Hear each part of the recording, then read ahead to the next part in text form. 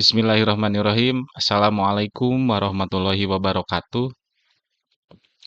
Perkenalkan, nama saya Muhammad Hilaluddin dari kelas PAI 2B. Pada kesempatan kali ini, saya akan mempresentasikan materi tentang struktur hukum syara, yaitu analisis terhadap al-hukum, at-taklifi, dan al-hukum al-wada'i. Materi ini sangat penting dalam ilmu usul fikih karena membahas dasar-dasar hukum dalam Islam serta bagaimana hukum tersebut diterapkan dalam kehidupan manusia. Melalui materi ini, kita akan memahami bagaimana Islam mengatur kehidupan manusia secara lengkap, mulai dari ibadah, perilaku sehari-hari, hingga hubungan sosial. Al-Ghazali menekankan bahwa usul fikih dibangun di atas 3 landasan utama, yaitu ilmu kalam, bahasa atau lugoh, dan fikih. Ilmu kalam memberikan pijakan teologi secara otoritas Tuhan. Bahasa memberikan alat interpretasi terhadap teks dan wahyu atau teks wahyu. Dan fikih menyediakan objek material dari dalil-dalil tersebut.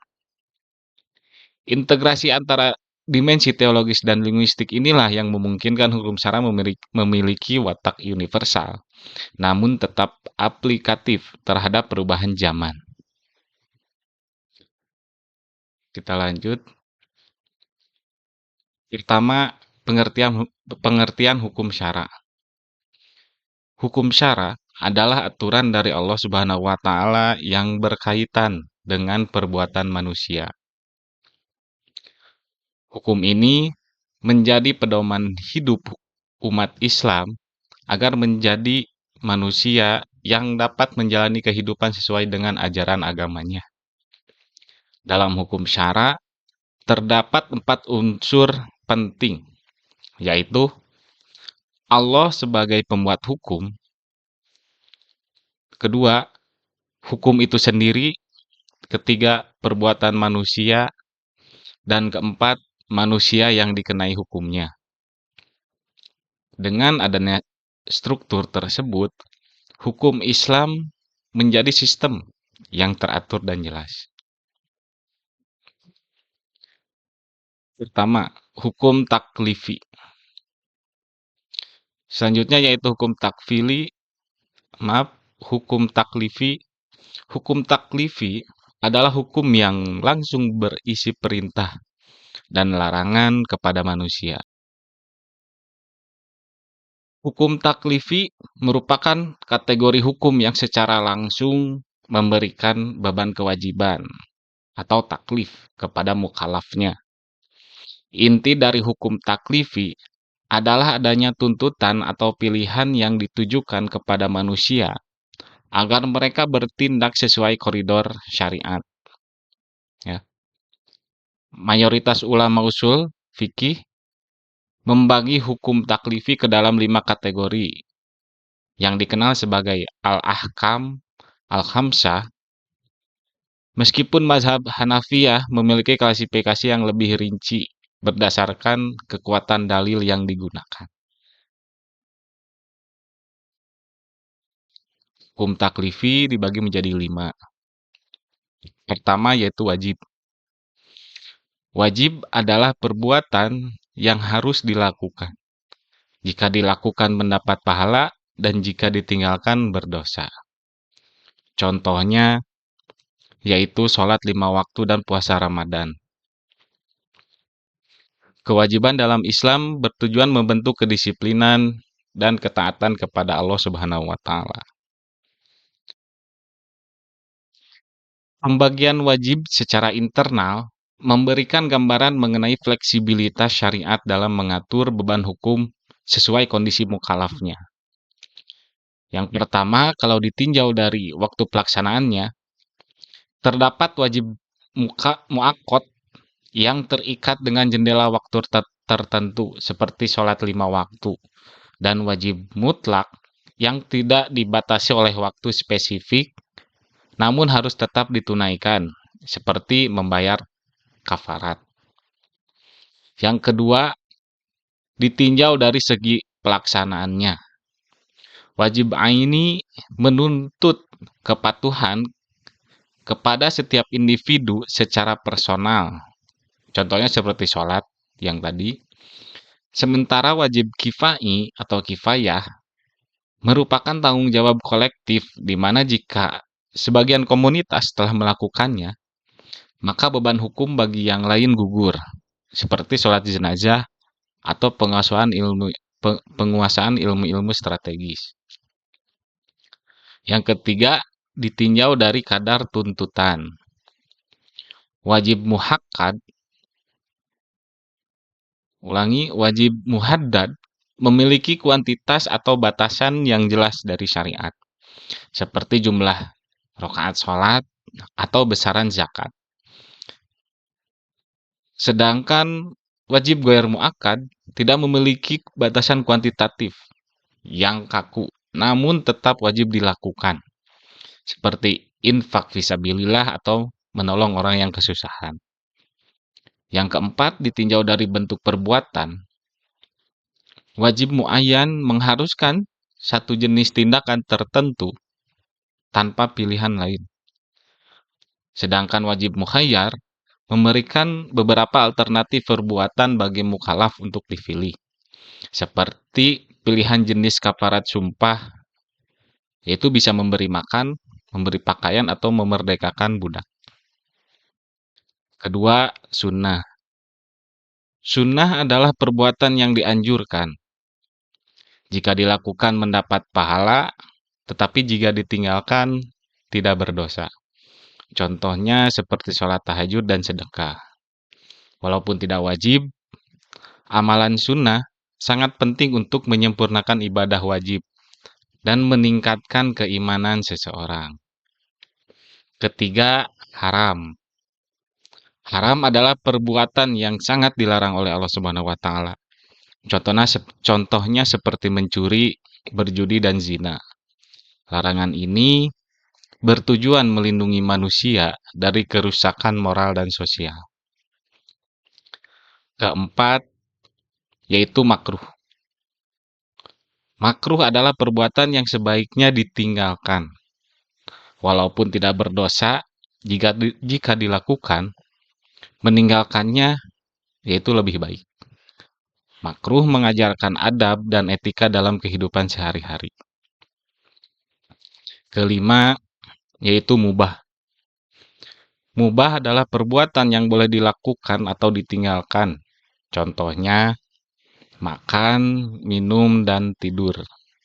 Namun dalam Islam, niat dapat mengubah nilai sesuatu perbuatan menjadi ibadah. Selanjutnya yaitu hukum wad'i.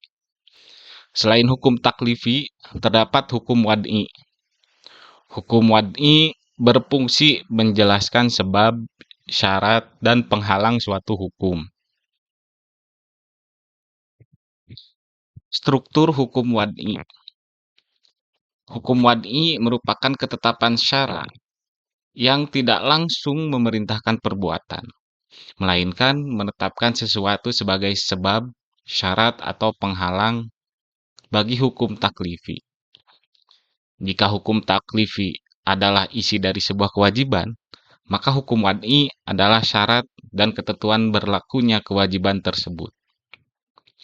Pemahaman terhadap hukum wad'i sangat penting untuk menentukan sah atau tidaknya perbuatan di mata hukum. Sebab, yaitu sebab pemicu aktivasi hukum. Sabab atau sebab adalah sifat lahiriah dan terukur yang ditetapkan oleh syar'i sebagai penanda keberadaan hukum. Keberadaan sebab mengharuskan adanya hukum atau musabab, dan ketiadaan sebab mengharuskan ketiadaan hukum.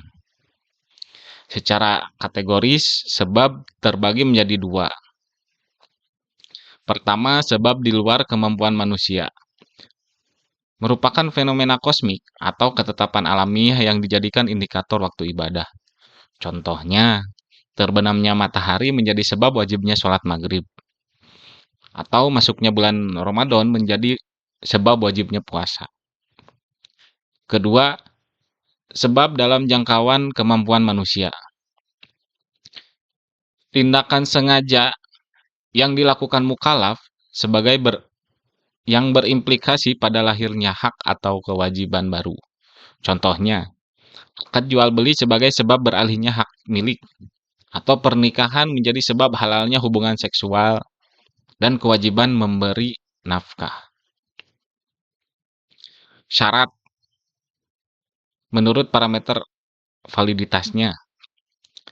Syarat adalah kondisi eksternal yang harus terpenuhi agar hukum taklifi dapat terrealisasi secara sah. Namun, ia bukan bagian dari integral dari perbuatan itu sendiri. Perbedaan mendasar antara sebab dan syarat adalah ketiadaan syarat pasti menggugurkan hukumnya. Namun adanya syarat belum tentu melahirkan hukum. Sebagai contoh, wudhu adalah syarat sah sholat. Tanpa wudhu, sholat tentu tidak sah.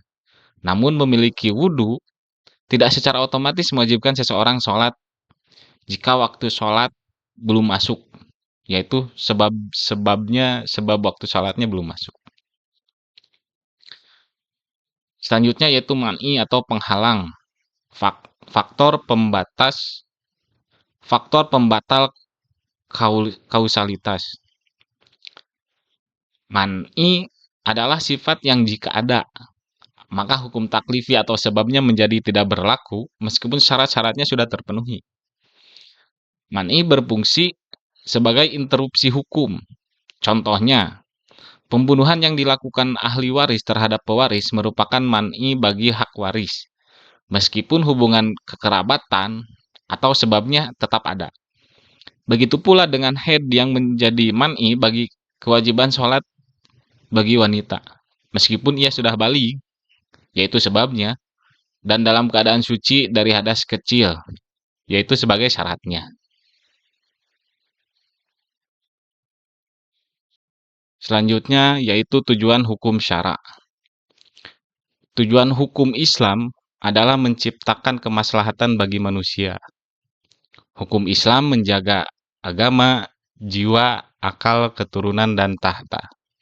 Karena itu, hukum Islam tidak hanya mengatur ibadah, tetapi juga kehidupan sosial dan moral manusia. Kesimpulannya, hukum syara merupakan sistem hukum dalam Islam yang mengatur kehidupan manusia melalui hukum taklifi dan hukum wad'i. Hukum taklifi memberikan perintah dan larangan, sedangkan hukum wad'i yaitu mengatur syarat dan ketentuan pelaksanaannya. Keduanya saling melengkapi agar manusia dapat menjalankan kehidupan sesuai ajaran Islam dengan baik dan benar. Sekian presentasi dari saya. Terima kasih atas perhatiannya. Wassalamualaikum warahmatullahi wabarakatuh.